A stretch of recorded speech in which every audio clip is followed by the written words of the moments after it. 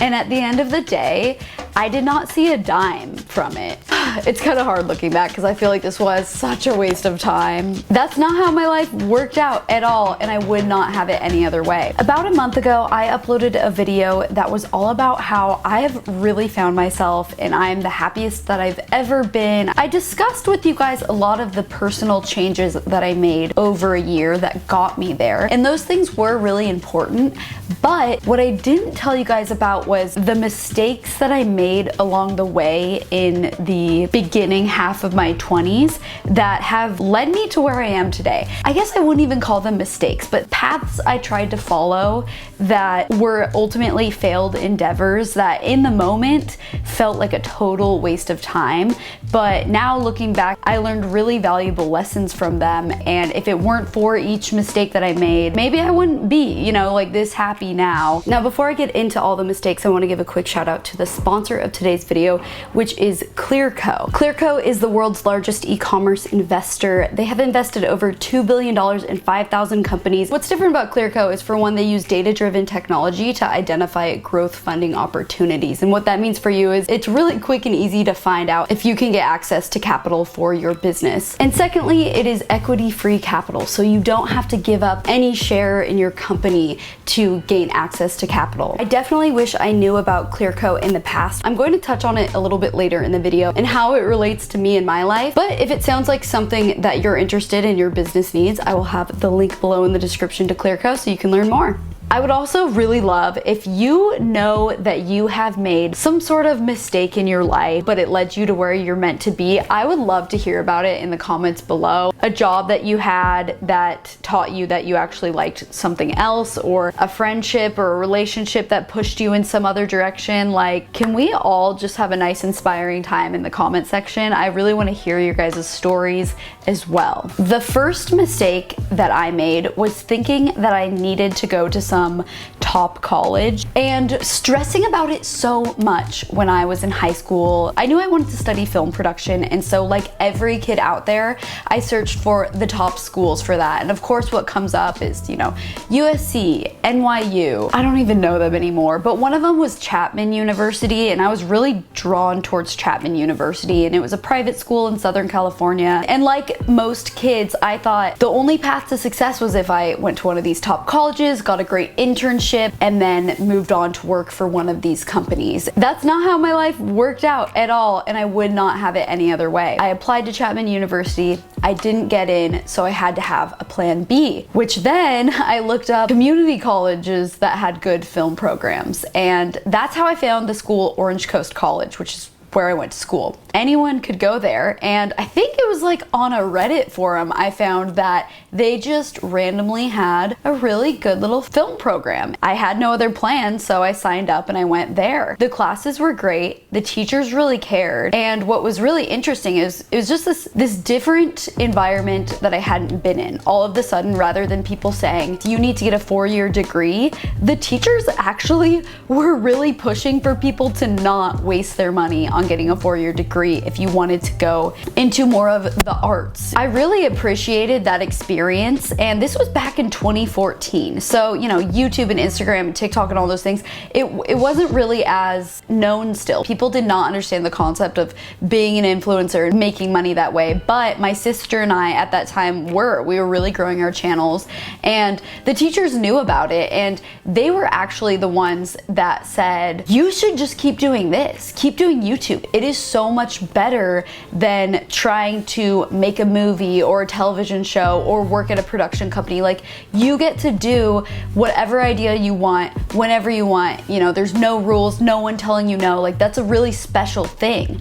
And to me, I always thought, oh, my YouTube channel, it's lame. It's me in my bedroom. What's so special about that? But to get this approval from these teachers that I looked up to, it completely pushed me in a different path. If it weren't for those teachers that pushed me and believed in me and what this whole thing was, I probably would have gone to a 4-year university and would be working for some company right now. I don't know if I'd like my life at all. So looking back on that, you do not need to go to some top school to be successful in life. All right, so the second mistake was probably honestly the biggest mistake, but also the biggest thing that I learned from. That's usually how it goes, right? Little mistakes, you learn a little bit. Big mistakes, you learn a ton. And so it's kind of hard looking back because I feel like this was such a waste of time, and it's a little bit of YouTube tea, honestly it is. But that is starting and joining a collab channel. So I don't know if any of you guys remember, it used to be popular for there to be collab channels. Me and some of my YouTube friends decided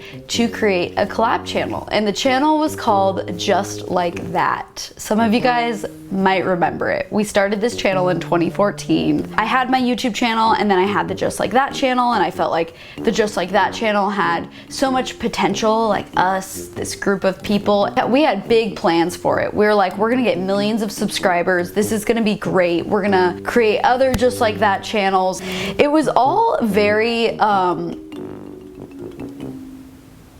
contrived. It was very, very contrived. Like, we weren't all actually that good of friends, the people on the channel. It was like me and Shelby, Meg DeAngelis, Nikki Philippi, Megan Hughes, Alex Weiss. We all kind of came together because we thought it would be, you know, like a good move. Like, we'd all help each other grow. I'm sure like those houses you see today, like they are very contrived. But at the time, the collab channels that were doing the best were people that were actual friends, and they weren't even trying that hard with a lot of their content, but they were just real friends. It was authentic. And with us, it was like kind of fake. We kind of became friends, but we were just kind of like, okay, this is business. We're making it a company. We're gonna grow it. We're gonna make these videos on these days. Everyone's got their tasks, and it never really popped off the way I think any of us thought maybe it would. And in hindsight, that's just because it was so contrived. I think people can feel that. They can see through it when you're not really making the video for the passion of it. That's something I did start to learn. But the real problem with this was I had my singular YouTube channel for, at this point, like 4, maybe 5 years, and I was getting a little bit sick of it. And I was getting so excited about like this new channel, this new opportunity, that I was pouring all of my time into the collab channel versus my channel. Like, I just kind of pushed that one to the side and didn't have my priorities straight. And this comes to be a reoccurring theme in my life. We will find out even to this day. But I know why I do it now, and I'm trying to not do it. But we uploaded on that channel 5 days a week. It felt like a full-time job working on that channel, and I spent hours and hours and hours, and we uploaded hundreds of videos. So many videos. And throughout all of it, the money that was generated, we would immediately put back into trying to hire people to like scale and grow this channel. But it just wasn't making that much money. It wouldn't make that much on the ads. It didn't really get brand integrations very often. I don't know what it was. It was getting good views, but it really, like, the money wasn't coming in. And so the channel was kind of scraping by, and we were putting so much time and effort into it. All I can tell you is I made like hundreds of videos. I was a part of helping make hundreds of videos, and at the end of the day, I did not see a dime from it. I didn't make any money off of it. And in that sense, it's just this huge mistake, because I feel like I kind of wasted so much time and effort that should have gone into just my YouTube channel. I look at it now, and this was, you know, in what would have been my college years, like 2014, 2015, 2016. All my friends were still in college, and I was working on this YouTube channel with a team of people. And so it was the first time I was working on a team. It was the first time I was filming videos with people, and not just in my room. We would all film as a group, and sometimes we would do like this acting, and it was terrible acting. We all sucked at acting, right? But that was just the internet, you know, like people just do these little skits, and some people still find it entertaining. So we did a lot of that, which is something I never thought I would do, and it really pushed me outside of my comfort zone, and filming with other people. Also being the one filming in general, directing a video and editing. Throughout the hours and hours of just pushing out content,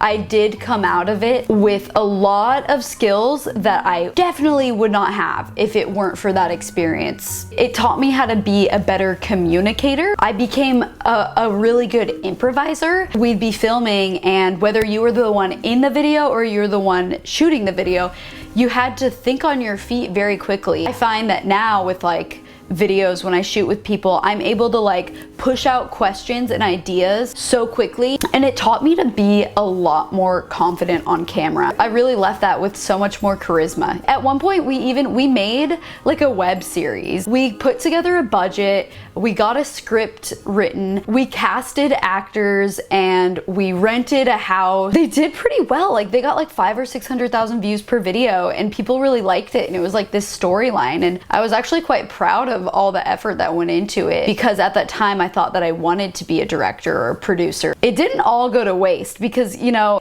we put so much effort into like those little web series things. That really taught me that I did not want to be a producer or director. I was like, this is way too hard of work. I don't want to do this. Ultimately, like I said, the channel just was like not profitable, but took so much effort. And after, you know, like 3 years of doing that, I was like, I am over this. I don't know what happened to Just Like That. Like, I don't have the password anymore, any of those things. The channel got like 100 million views, which is crazy. I guess it's something to be proud of, but like I literally did not make, when I tell you I didn't get a single check from it. Ugh, but hey, I came out of it learning so much. It really was, to me, what people go to college and gain confidence and charisma and skills and tools for life. I feel like that's what Just Like That did for me. So I look back at it and I'm like, those were kind of like my college years, and I learned a lot of interesting things through that. So soon after Just Like That, I moved back to Seattle, and I reflected on why is it that I put so much effort into this thing and not my own channel. And that was like really frustrating for me to feel like I had lost some time there. And I realized it's because I just don't like being on camera that much. I'm okay with it, I'm at peace with it, but it's not my favorite thing in the world. I still wanted to make videos and I was gonna get back into it, but I needed something else along with my channel to just keep me sane. And so I was like, it's gotta be something that I really enjoy. Hopefully will be more successful than Just Like That. At the time, I was still so stuck on like, the only way I've ever made money in my life is through making YouTube videos. So that's the only way I ever will be able to make money in my life, is through making YouTube videos. And so like, the only thing I could think of is, again, creating a new channel. And so of course I just didn't learn the first time, and I created another channel branched off of mine, and that was the gymnastics channel. If any of you guys remember, I created a gymnastics channel, and this I just did on my own. Sometimes Shelby would help me, but I wasn't in the videos, I just produced the videos, which is what I wanted to do. I hated that I had to always rely on putting myself out there. So I was like, I'm gonna try and make this whole new channel where I'm not in it at all, but it's only mine. I'm not part of a team, like I own it. And maybe that's what's gonna make me happy. I produce YouTube videos. It grew very quickly. It was a passion project for 2 years, I think is how long I did it, about 2.5 years. And it was really exciting. It was so fun. I loved the creativity of it. Gymnastics is a really beautiful sport to photograph. I took my skills from Just Like That of being able to improvise and direct people, and was able to directly create this gymnastics channel that also very quickly did really well. It was getting a ton of views. I felt pretty good about that. I was like, dang, I'm like a successful little YouTube producer. I'm doing this thing. But then the problem was it just didn't really make money. Because the audience was so much younger, the ad rate that you would get from YouTube was so low that even if it got 1 million views, it was like 1/10 the amount of money that I would get if I got 1 million views on this channel. I'm not even kidding. So much lower that it was like, man, getting all these views, and there's definitely an opportunity to monetize in here somehow, but I just can't figure it out. What it probably needed to be was like creating merchandise or some sort of product, but I just didn't know how to do it. You know, what I probably should have done is kept it going, got systems in place, hired people, created some sort of product to sell, because it was seriously getting like millions of views a month. It was such a missed opportunity there, but I just could not figure it out. And so eventually I just stopped with that channel. Honestly, I look back on that and all I can really think is I had never worked with kids, so I learned to appreciate kids, I guess. At the very least, I was compensated for all my time and hard work and effort on that channel. And that finally pushed me to be like, okay, Monica, you need to figure out how to make money not just on YouTube, because you're not really liking it anymore. At that point, after the gymnastics channel, I was like fully burnt out of making YouTube videos. I don't know, I guess sometimes you do just have to burn yourself out to the bone to get yourself to move on to the next thing. So then I went back to focusing on just my own YouTube channel. And while that was happening, my sister Shelby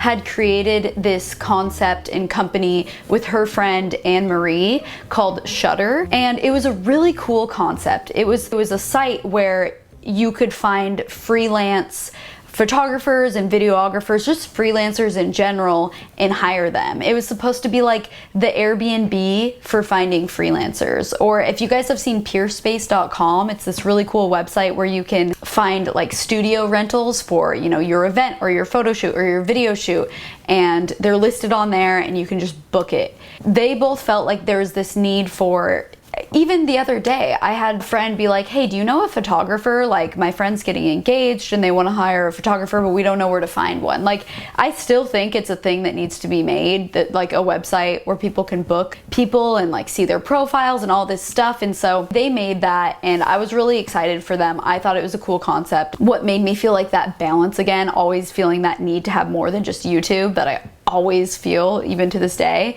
was okay, I'm gonna make my videos, but I'm on the side gonna try and help Shelby with Shudder. I started getting into photography. So I made myself a photographer on Shudder where people could book me on Shudder.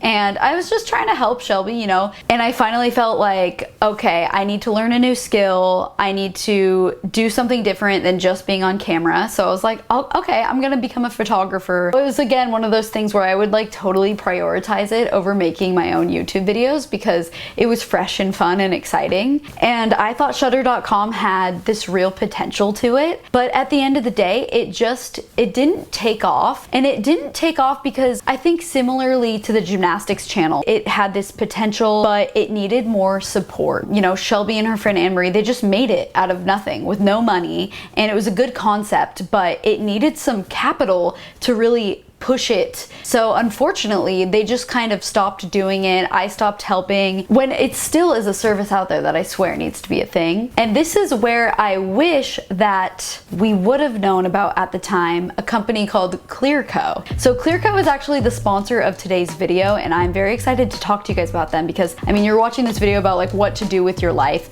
You might have a great idea. Like I have had ideas in the past that I'm talking about, but it just kind of fell flat because it got to a point where we needed to take things to the next step and they needed funding and capital to get there. And Clearco is the world's largest e-commerce investor, and they offer equity-free funding for your company. Clearco uses data to identify growth funding opportunities within a company, and with a few clicks of a button, you can be approved within 24 hours to be given funding for your company. They have different products depending on what you need, and what would have been nice for me at the time was their product called Clear Capital, and this is where they give you marketing and inventory funding. So let's say you have a product, but you don't have the capital yourself, or you don't want to use your own capital to get it going. You can apply with Clearco. They will actually buy the inventory for you and then help give you the capital for marketing. And then once your product's off the ground and you're getting sales, you pay them back with a revenue share model. They've invested over $2 billion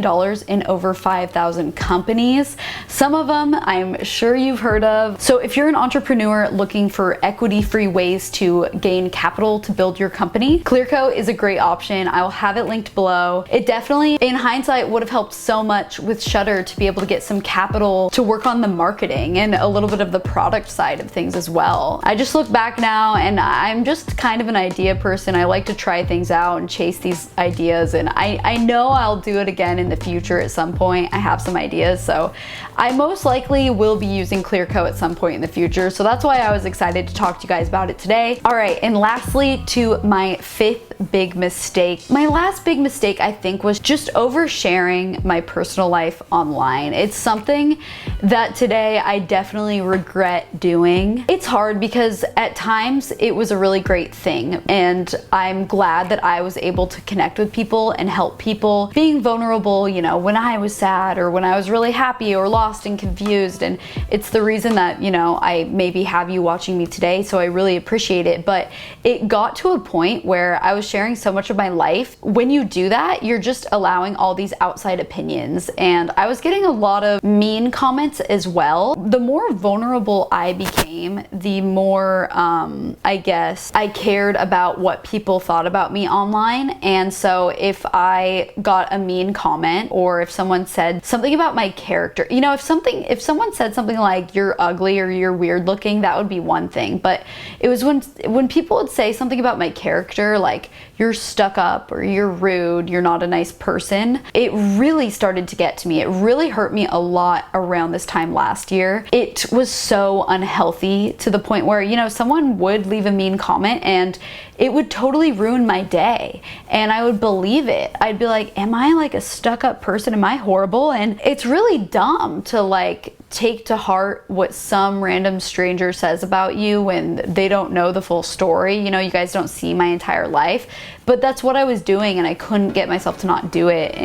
But I guess at the same time, it's led me to where I am today because I was always so open and honest with you guys that I also have gotten so much support. The big thing that makes me so much happier today is, you know, I got into real estate. It's like this whole new endeavor. I tried this thing, I'm doing it, and YouTube, and it's a great healthy balance finally in my life. And I wouldn't have done it, I don't think, if it weren't for talking about it online. I just remember this one time mentioning in a vlog, oh, I kind of think it would be cool to be like get into real estate and become a real estate agent. And for me, it was like a very vulnerable moment because I was so scared I was gonna get a bunch of comments that were like, no, you shouldn't do that, you don't want to do that. Or even worse, especially if there were real estate agents watching and they commented like, don't do it, like you're not cut out for it, whatever. But it was the total opposite. I got an overwhelming amount of comments that were like,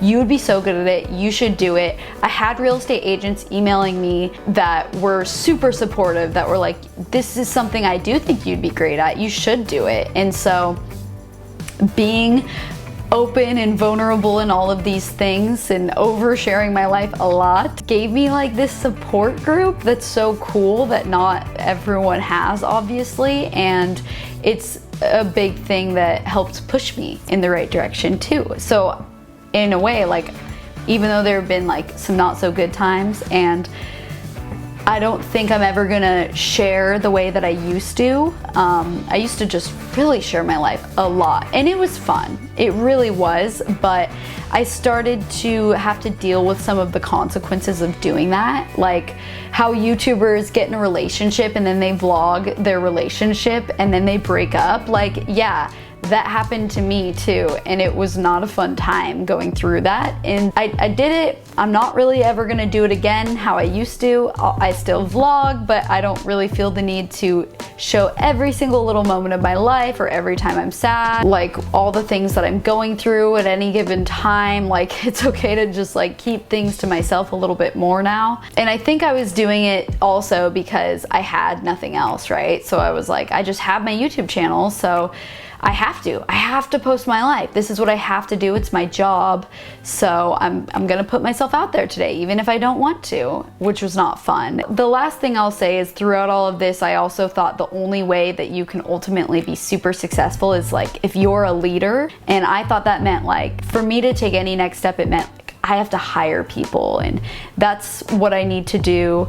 So I would try to hire people now and again, and I'm just not good at delegating tasks, and I'm not the leader type. I don't want that role. It made joining a team in real estate make even more sense. It's just been a totally new thing for me, kind of like having a boss in a way. and I really like it. I think it was something I craved as well, kind of looking up to someone who's giving me direction. I'm much happier being a part of a team and not being the leader or thinking that was the role that I need to be in. I think that's something too. People just think they need to be like the CEO. They need to be the #1 person, and you don't, especially if you're not good at it, which I learned. I was like, I'm not good at like teaching people and inspiring them and keeping them on task and like doing my own stuff too. So there's that. So all of these mistakes have led me really truly to where I am today. In my last video, I talked about that concept of feeling like I was swimming in the middle of the ocean and I was afraid to make any sort of change or decision in my life because I was afraid, what if I swim to one side and realize it's the wrong decision, and then I'm so far off of the right decision, you know? Like, I'm better off in the middle of the ocean, right?